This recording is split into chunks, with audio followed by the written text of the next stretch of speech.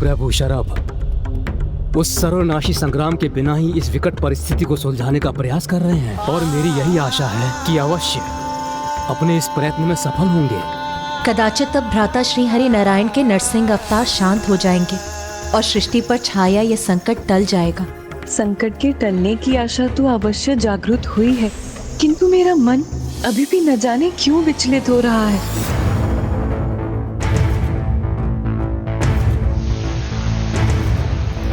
अहंकार हिरण्यकश्यप खुद पे जब हुआ तो विष्णु जी ने एक नया अवतार लेने को कहा। फिर प्रभु शरभ के हाथ के एकमात्र स्पर्श से प्रभु नरसिंह शांत हो रहे। अब शीघ्र प्रभु नरसिंह के शांत होते ही हमारी समस्त चिंताएं दूर हो जाएंगी।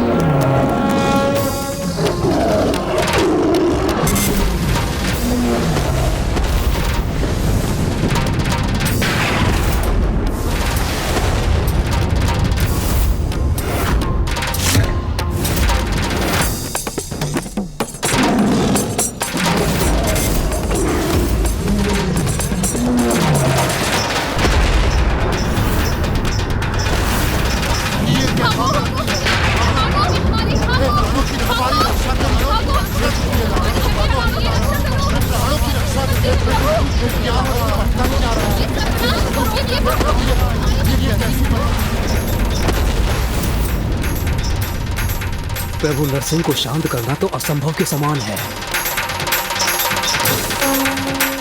यदि दोनों के बीच संघर्ष हुआ तो सर्वत्र विनाश हो जाएगा।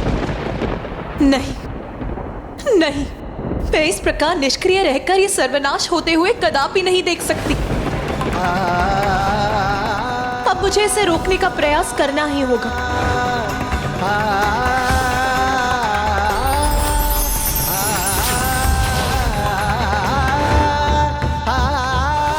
किंतु लंकेश, माँ ऐसा क्या करने वाली थी? उन्होंने ऐसा क्या किया होगा ये तो आपको अवश्य ज्ञात होगा गौरी पुत्र। उन्होंने उसी क्षण अपने पूजा स्थल जाकर प्रभु महागणाधिपति जी की पूजा आरंभ कर दी।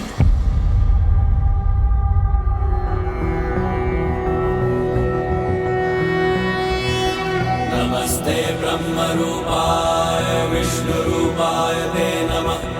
नमस्ते रुद्र रूपाय करि रूपाय। ओम गण गणपते नमः। ओम गण गणपते नमः। ओम गण गणपते नमः। ओम गण गणपते नमः। ओम गण गणपते नमः। सिद्धि बुद्धि सहिताय महागणपते नमः।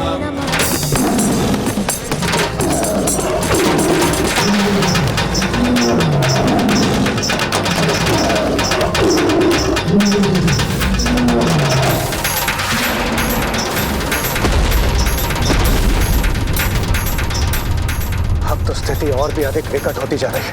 प्रभु नरसिंह का क्रोध तो शांति नहीं हो रहा। अब तो प्रभु शरभ उन्हें पीछे धकेलने में असमर्थ हो रहे।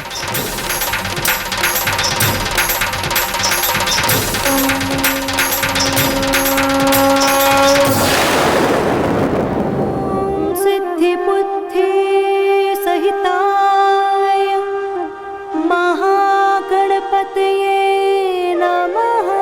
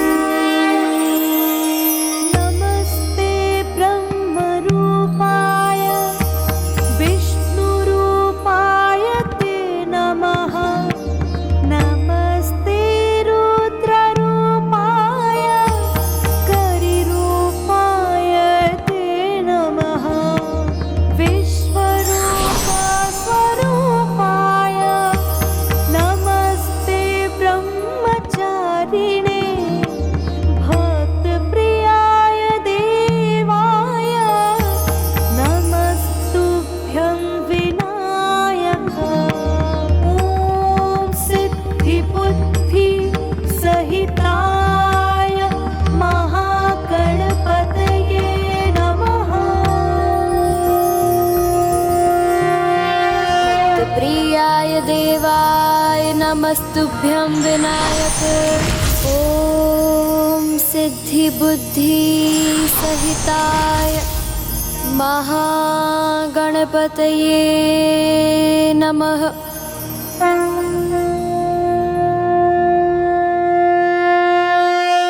हे प्रभु महागणाधिपति जी, भ्राता नारायण और स्वामी दोनों ही अपने विराट और उग्र रूप में एक दूसरे के सम्मुख हैं।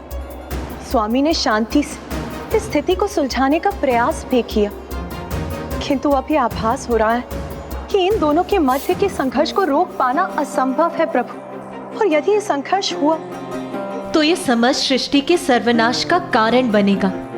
इसीलिए यदि स्वामी अपने प्रभु शर्भ अवतार में भ्राता श्री हरि नारायण के प्रभु नरसिंह अवतार को रोकने में सफल हो भी गए तो भी सृष्टि में कुछ भी शेष नहीं रह जाएगा।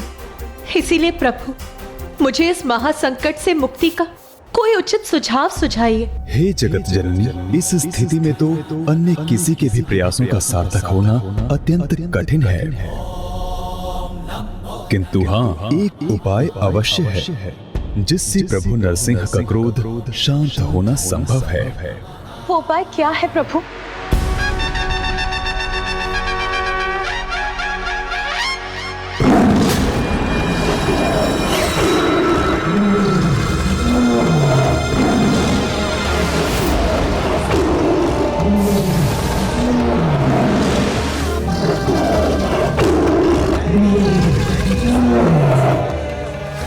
अब तो प्रभु सरभ के पास संग्राम के अतिरिक्त और कोई उपाय शेष नहीं है,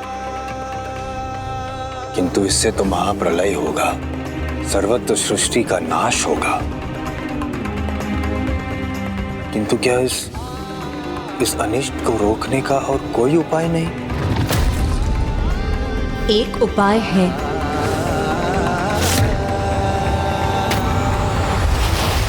अब इस महासंघर्ष को रोकने का एक ही उपाय है जो प्रभु महागणाधिपति ने प्रभु नरसिंह को रोकने हेतु मुझे सुझाया है, और ये उपाय है चंदन।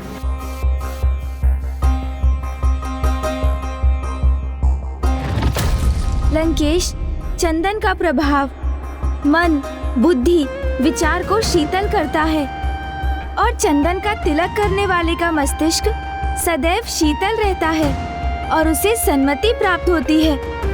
क्रोध उसे प्रभावित नहीं कर पाता और प्रभु से सीधा संपर्क स्थापित करने हेतु प्रभु की पूजा में भी चंदन का ही प्रयोग होता है। इसलिए कदाचित एकमात्र चंदन से ही प्रभु नरसिंह का शांत होना संभव था।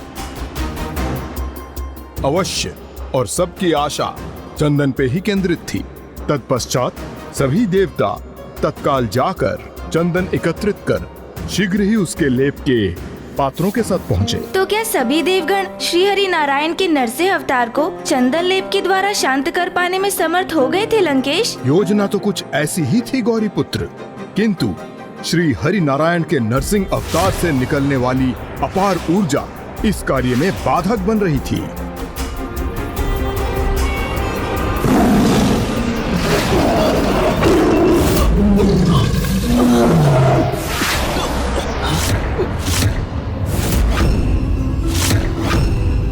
ये क्या? मैं आगे बढ़ने में असमर्थ क्यों हो रहा हूँ? मुझे किसी भी प्रकार आगे बढ़ने का प्रयास करना होगा।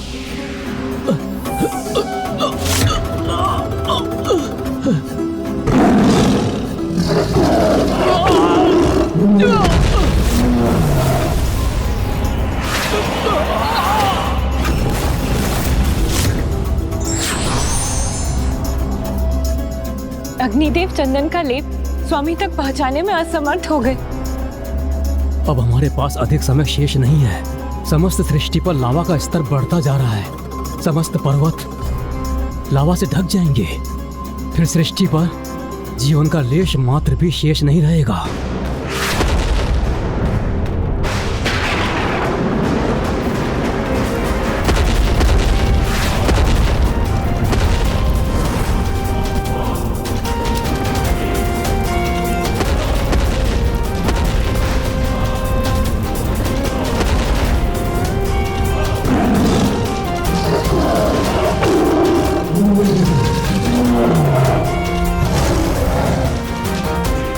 तो शीघ्र इनके ऊर्जा मंडल भी एक दूसरे से टकराने वाले हैं।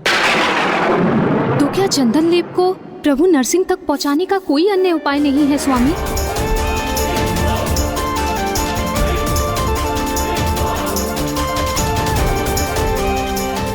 तभी सभी देवगण एक एक कर अपने अपने प्रयास आरंभ कर दिए, किंतु जो अपार ऊर्जा नरसिंह और प्रभु शरव के ऊर्जा मंडल से उत्सर्जित हो रही थी, उसके समक्ष तो कोई भी देवगण टिक ही नहीं सके।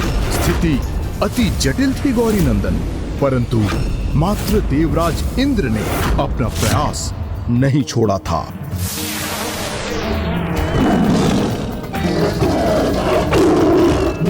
मैं अन्य देवताओं से आगे पहुंच गया हूं। अब मैं शीघ्र प्रभु नरसिंह तक भी पहुंच जाऊंगा।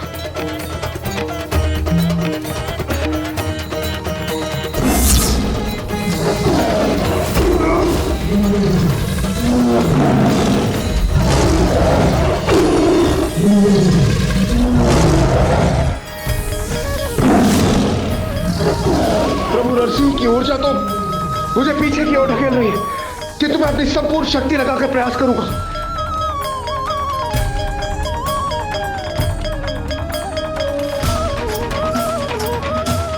कदाचित इस बार हम अवश्य सफल होंगे।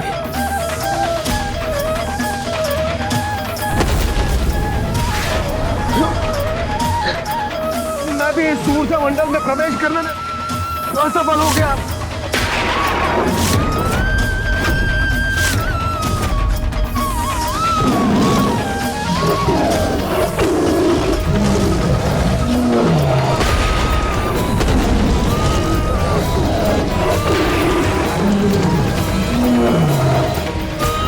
हमारी रक्षा कीजिए प्रभु।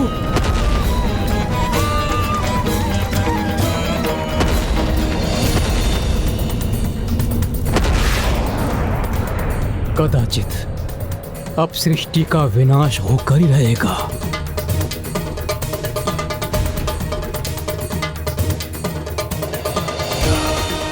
नहीं नहीं, मैं इस प्रकार निष्क्रिय होकर ये सर्वनाश होते हुए कदापि नहीं देख सकती। अब मुझे इसे रोकने का प्रयास करना ही होगा। प्रभु महागणाधिपति के सुझाव के अनुसार हमें किसी भी प्रकार इस चंदन के लेप को प्रभु तक पहुंचाना ही होगा, तभी वो शांत होंगे। किंतु ऐसा करने में तो देवराज इंद्र भी सक्षम नहीं है। प्रभु नरसिंह और प्रभु शरभ की ऊर्जाओं को भेद कर उन तक पहुंचने का सामर्थ्य यदि किसी में है तो वो एकमात्र आप ही हैं देवी।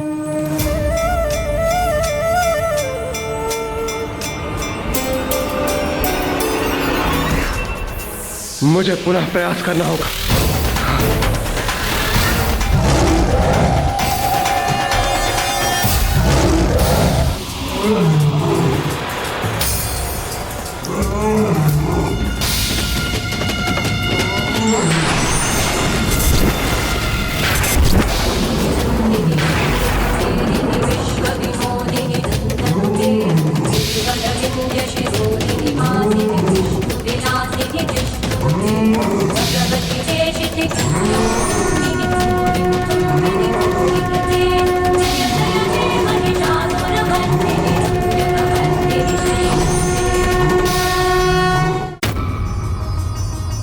जिस प्रकार देवी आदि शक्ति महादेव की शक्ति हैं, वैसे ही देवी द्वारा धारण किया गया देवी प्रत्यंगिरा अवतार महादेव के अवतार शर्भावतार की अर्धांगिनी के रूप में उन्हें पूर्णता प्रदान करती है।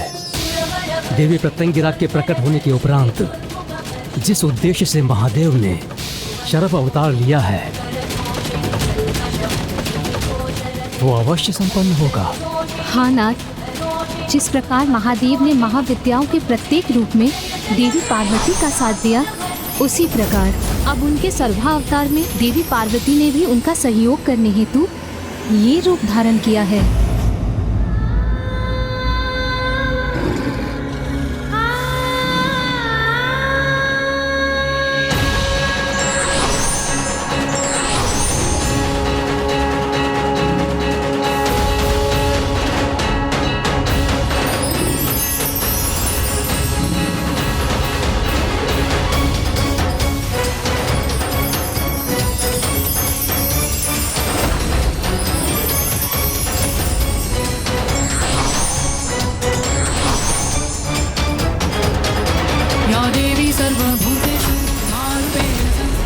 अब इस चंदन को मैं शीघ्र प्रभु तक पहुंचा दूंगी।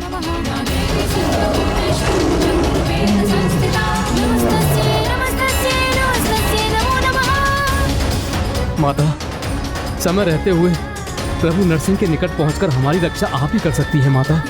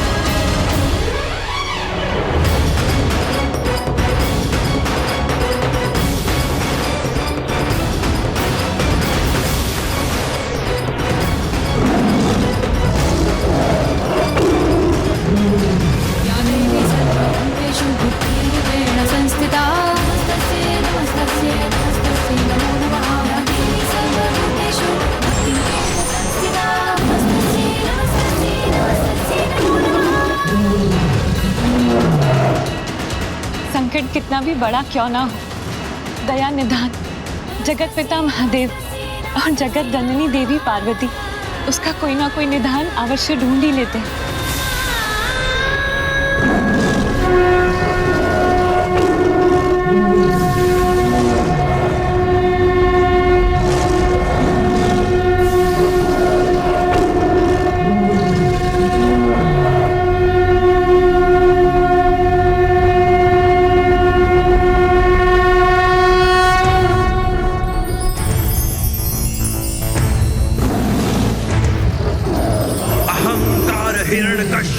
खुद पे जब हुआ तो विष्णु जी ने एक नया अवतार लेने को कहा। फिर रूप ले नरसिंह का था, विष्णु जी ने वध किया, शिव जी की सहायता से शांत क्रोध को किया। ओम नमः शिवाय, ओम नमः शिवाय, ओम नमः शिवाय, ओम नमः शिवाय, शिवाय, ओम नमः शिवाय। विशाल पंख सिंह स्वरूप सर्प का फुंकार था, विचित्र रूप था लिया ये शर्व अवतार का। नरसिंह के अहंकार को आसन बना दिया, जगत का बारंबार है कल्याण शिव जी ने किया। ओम नमः शिवाय, ओम नमः शिवाय, ओम नमः शिवाय।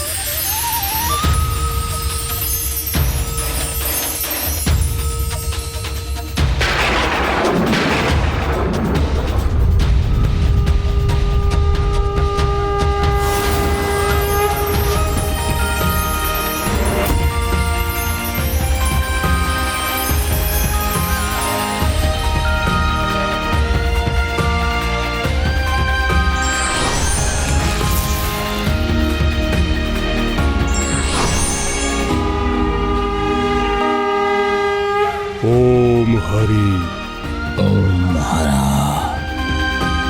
ओम हरा, ओम हरा, ओम हरा।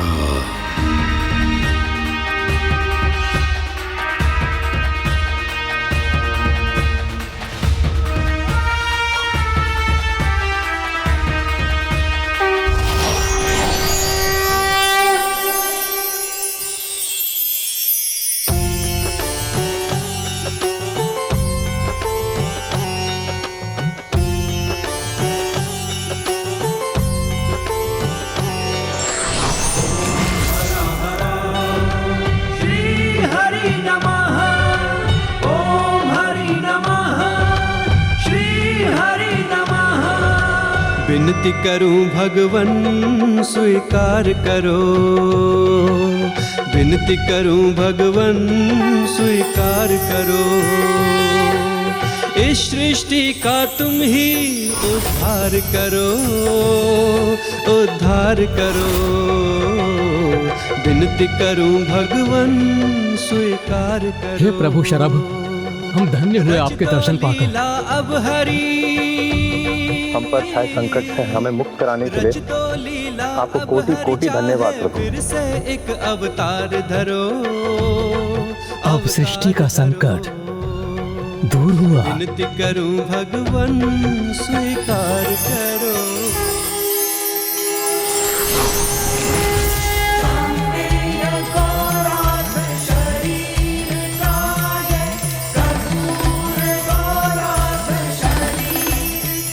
प्रभु नरसिंह की जय, प्रभु नरसिंह की जय, प्रभु नरसिंह की जय, प्रभु शरभ की जय, प्रभु शरभ की जय, माता प्रत्यंगिरा की जय, माता प्रत्यंगिरा की जय।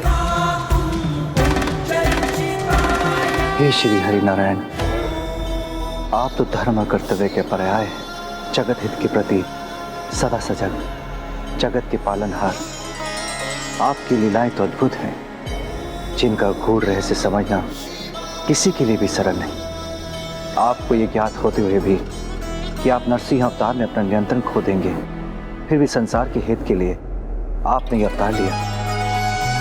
हे महादेव, हिरण्यकश्यप के वध के पश्चात मैं अपनी विजय के आनंद में स्वयं से नियंत्रण खो चुका था। तब आपने शर्भावतार लेकर मुझे स्वयं पर नियंत्रण प्राप्त करने के लिए प्रेरित कर संसार को एक बहुत बड़ी सीख दी है। और मेरी लीला का तो यही उद्देश्य था कि मैं संसार के समक्ष एक उदाहरण प्रस्तुत करूं कि अपनी विजय के मध्य में स्वयं से नियंत्रण खोना एक बहुत बड़ी भूल होती है।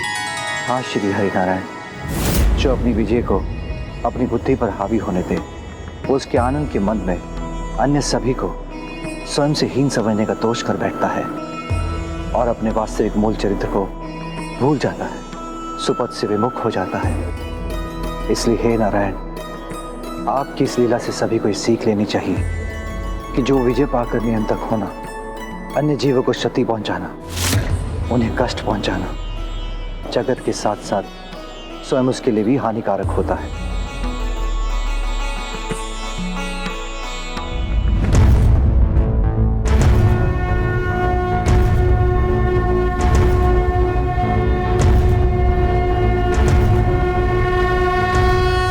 इस प्रकार प्रभु शिव शंकर शंभू ने आपके मामा जी श्री हरि नारायण को सीख देने के साथ साथ संसार के समक्ष विजयी होने के उपरांत कैसा व्यवहार करना चाहिए, इसका एक अत्यंत महत्वपूर्ण जीवन सूत्र प्रकट किया।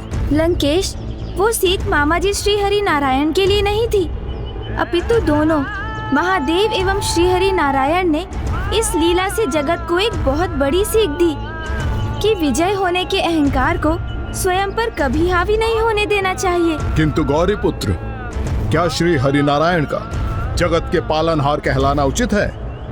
स्वयं पर नियंत्रण रखने में अक्षम थे वो, और यदि मेरे प्रभु महादेव शिव शंकर शंभू उन्हें ना संभालते तो वो तो समस्त जगत को ही नष्ट कर देते।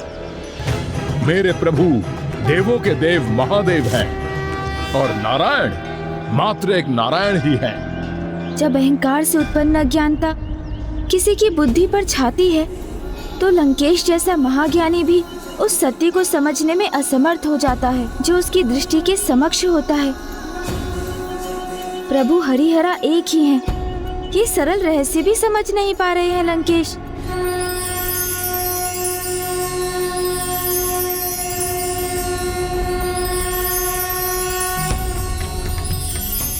आप पुनः किस विचार में डूब गए हैं गौरी पुत्र?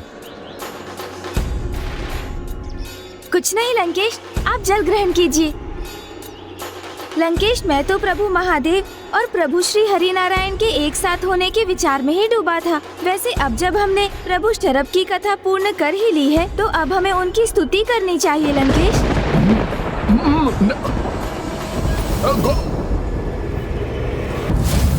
मैं किसी प्रकार प्रभु वीरभद्र और प्रभु भैरव से सुरक्षित रहा, किंतु यदि प्रभु शरभ आत्मलिंग मेरे हाथ में देखकर कुपित हो गए तो फिर मैं अपनी रक्षा कैसे सुनिश्चित करूंगा?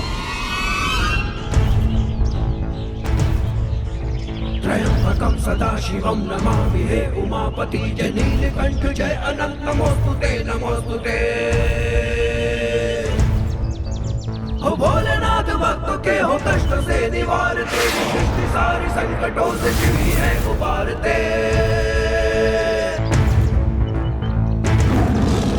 विशाल पंख सिंह स्वरूप सर्प का पुकार था, विचित्र रूप था लिया ये शर्व अवतार का। नरसिंह के अहंकार को आसन बना दिया, जगत का बारंबार है कल्याण शिव जी ने किया। ओम नमः शिवाय, ओम नमः शिवाय, ओम नमः शिवाय, ओम नमः शिवाय।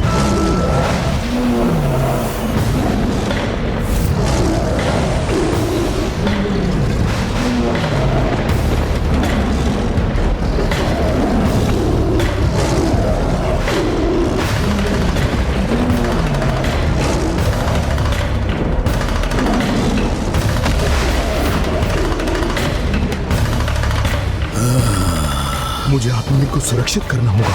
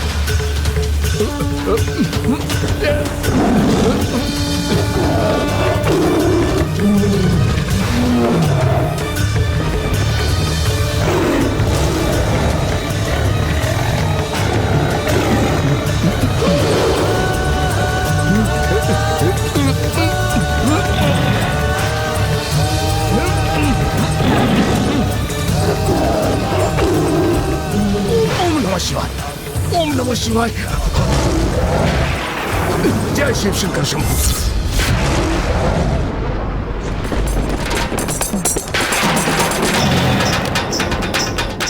जिन प्रभु शरभ ने स्वयं प्रभु नारायण को रोकने में सफलता प्राप्त की, उन्हें लंकेश को दंडित करने से भला कौन रोक सकता है?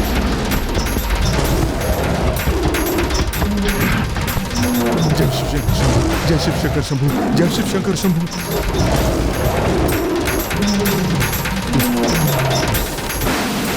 ये तो मेरे पीछे ही पड़ गए।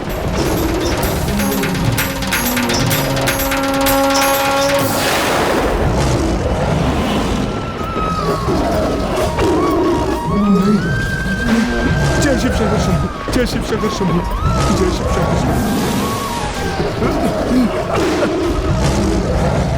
प्रभु शरभ के क्रोध से अब मेरी रक्षा कैसे होगी?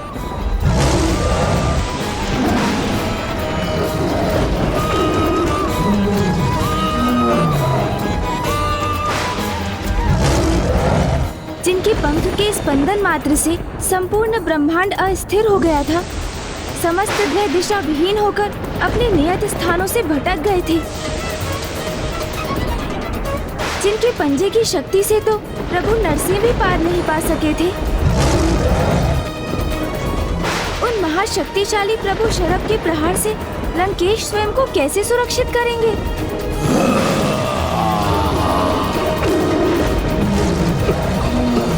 जय शिव शंकर शंभू, जय शिव शंकर शंभू, जय शिव शंकर शंभू।